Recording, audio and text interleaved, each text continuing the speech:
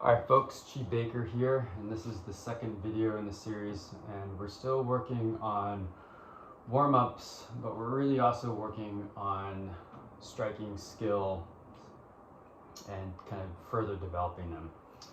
Okay, so here what we're going to do is we're working double sticks, and here I'm going to work my angle ones for my right and left. And right now what we're going to do is we're going to step forward. So I'm going to be in my fighting position. I'm going to step forward. I'm going to come down, cross here, and then step back. And I'm going to do my angles 5 and 7. So up, diagonal down, and then diagonal up, diagonal down, diagonal up, diagonal down, diagonal up.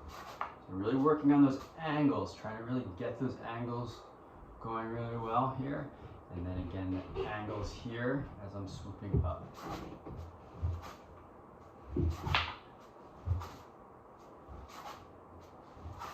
You can change. So here my right hand is in front, and here my left hand is in front. So you can work, alternate them. So working your footwork. And sometimes you can vary it here as I come forward, right? And then as I come back, if I want to, I can go back into that cat stance here, right? And you can do the bikini one of the foot turned out, right? Or I can do kind of a standard cat stance here. Cat stance, typically what that means is that this is empty enough that if you want, you can do an instant kick here. In the bikini here, it's fairly empty, which gives that ability to turn out and accelerate in a different direction. So here, in, step,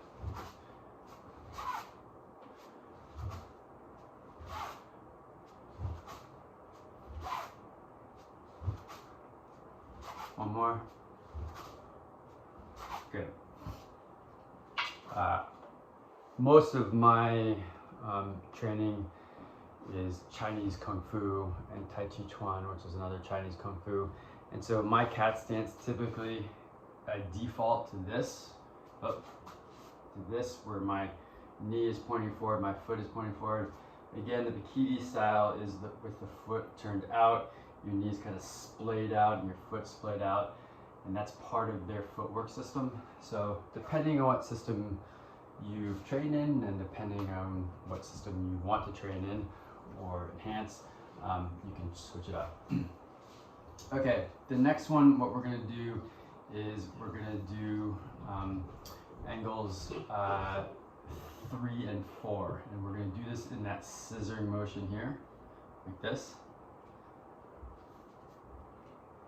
And what we're going to do as we do that is we're going to work on our footwork again. So here I'm going to step to the side, so step to the side, and step back, and step to the side, and step back, and step to the side, and step back, side, back, step side, and back, step side, and back, step side, and back, one more, step side, and back.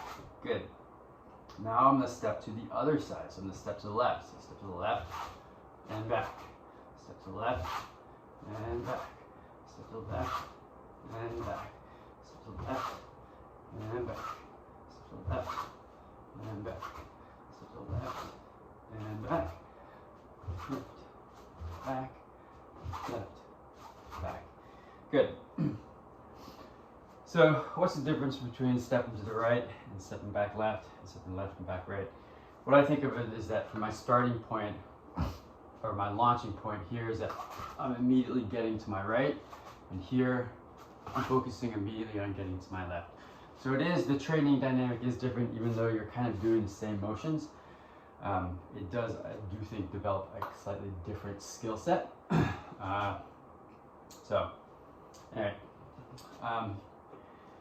Here, what we're going to do is we're going to work on the doubles. So we're going to work on double abanico. And to start, what we're going to do is stay stationary. So they come down here, turn, and down. And then they go up, up, up, down, down. So we're working our diagonal. So I've got my angle 1 and then my angle 7.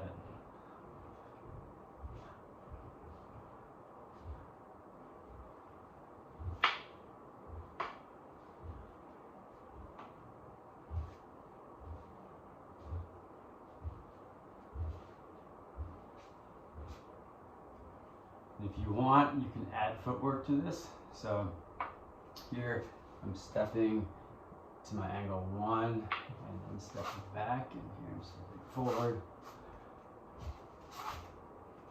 Wow, this is getting tricky.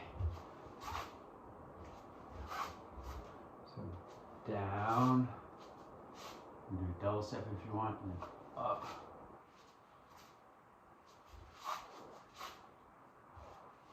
It's very interesting trying to teach this, trying to look at the camera and do it at the same time, which is making it very interesting.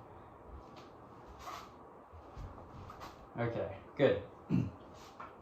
Now we're going to go the opposite or the other direction. So now I'm going to step left here. Actually, I'll just start this in the left lead here just to help get things going.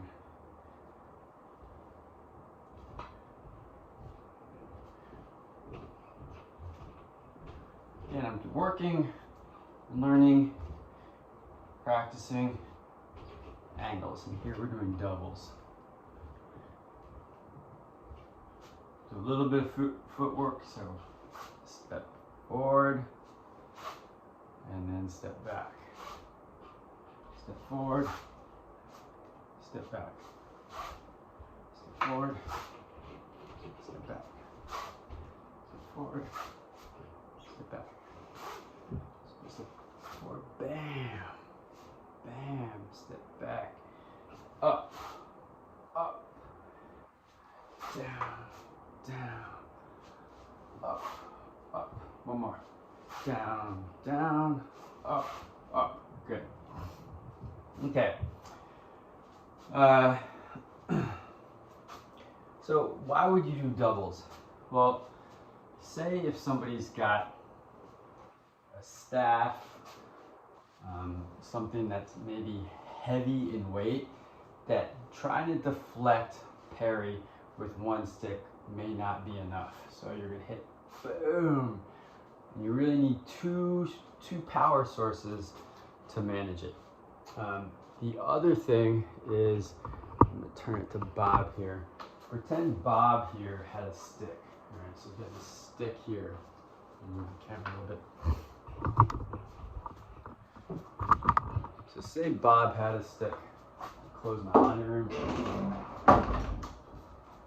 And so here, what I might do is I might be deflecting the stick and hitting the hand at the same time, and then getting that double. So hit, or here if I'm doing a double, I might hit the hand, define the snake, and then hit the head. So here, both times, I'm deflecting that stick, and then hitting that double. Hit it. So you get the gist of that this double thing could have a very practical application of managing a stick, getting a strike in, managing a stick, getting a strike in. Or, again, I could hit both the hand, right, each time, so I'm getting a double strike in. Depending on where that stick is, you may want to manage that stick. Or if somebody's got a wicked blade coming at you, it's probably in your best interest to deflect the blade and making sure it doesn't hit you.